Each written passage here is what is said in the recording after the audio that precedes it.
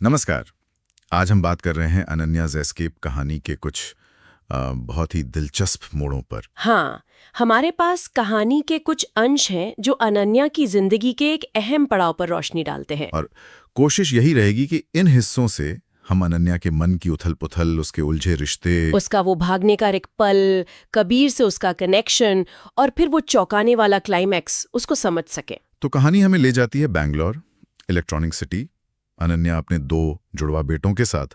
बाहर से सब ठीक लगता है ना? हाँ बिल्कुल, आरव और आरुष, पर अंदर की कहानी अलग है। पति है रोहित, जिसके साथ रिश्ता बस नाम का है। पता चलता है कि रोहित ने प्रेगनेंसी के टाइम उसे धोखा दिया था। और ये बात अनन्या भूली नहीं। वो कहते हैं ना, कुछ घाव भरते नहीं। तो बच्चों की खातिर वो साथ रही, पर प्यार खत्म, अजनबी जैसे। और इसी घुटन से शायद वो पुणे निकल जाती है अकेले।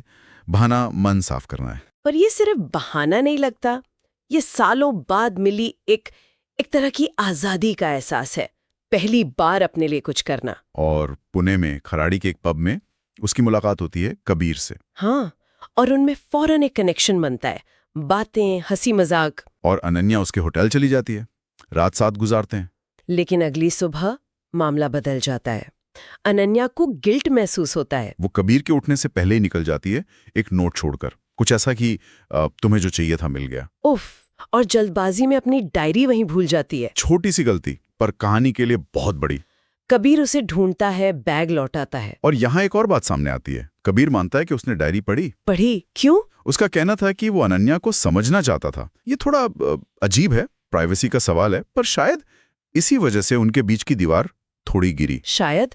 और इसी नई समझ के साथ कबीर उसे माथेरान चलने को कहता है, 2 दिन के लिए। हाँ, कहता है कि चलो एक दूसरे को जाने, बिना किसी दिखावे के। और अनन्या मान जाती है। माथेरान की यात्रा शांत, सुकून वाली। रास्ते में चाय, झरना। कबीर नोटिस करता है कि अनन्या वहां ज्यादा हल्की लग रही है। शायद वो बोझ कुछ कम हुआ था। और शायद इसी हल्केपन में कबीर वो बड़ा कदम उठाने को कहता है। वो पूछता है, क्या तुम मेरे साथ मुंबई चलोगी हमेशा के लिए?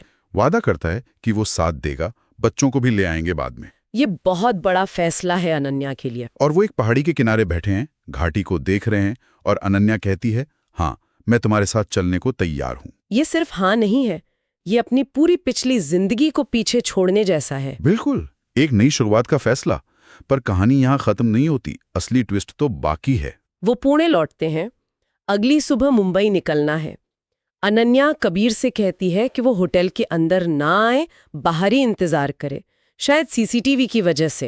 हाँ, सावधानी बरत रही थी। वो लिफ्ट से नीचे आती है, शायद सोच रही होगी नई जिंदगी के बारे में। और लॉबी में कबीर नहीं मिलता। नहीं, सामने खड़े होते हैं उसके पति रोहित और 2 बच्चे। सरप्राइज। सोचिए अनन्या पर क्या बीती होगी। एक पल में सारी उम्मीदें, सारे प्लान। और रोहित, वो ऐसे बर्ताव करता है जैसे कुछ हुआ ही नहीं, जैसे वो लोग कहीं घूमने निकले थे और अब आगे जा रहे हैं। वो अनन्या का हाथ पकड़ लेता है। और जब वो बाहर निकलते हैं, बाहर कबीर सड़क पर इंतजार कर रहा होता है। और वो देखता है अनन्या को रोहित के साथ, बच्चों के साथ।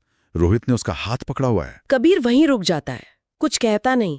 शायद वो मान लेता है कि अनन्या अपने परिवार के पास लौट गई, कि उसका साथ बस एक छोटा सा एस्केप था। वो पीछे भी नहीं जाता, बस उन्हें जाते हुए देखता है। खामोशी में कितनी बातें अनकही रह गईं। तो अब अनन्या कहाँ है? एक तरफ टूटा हुआ पर जाना पहचाना परिवार, दूसरी तरफ कबीर के साथ एक नई शुरुआत का वादा, जो शायद अब कबीर की नजर में झूठा साबित हो चुका है। वो पूरी तरह फंस गई है, एक ऐसी सिचुएशन में जहां कोई सही रास्ता नजर नहीं आ रहा। और सवाल यही रह जाता है कि जब भागने की कोशिश असलियत से यूं टकरा जाए, तो इंसान क्या करता है? अनन्या इस चक्रव्यूह से कैसे निकलेगी? खासकर ये जानते हुए कि कबीर ने जो देखा, उसके बाद वो क्या सोच रहा होगा। ये एक बहुत ही मुश्किल, उलझा हुआ मोड़ है उसकी कहानी का।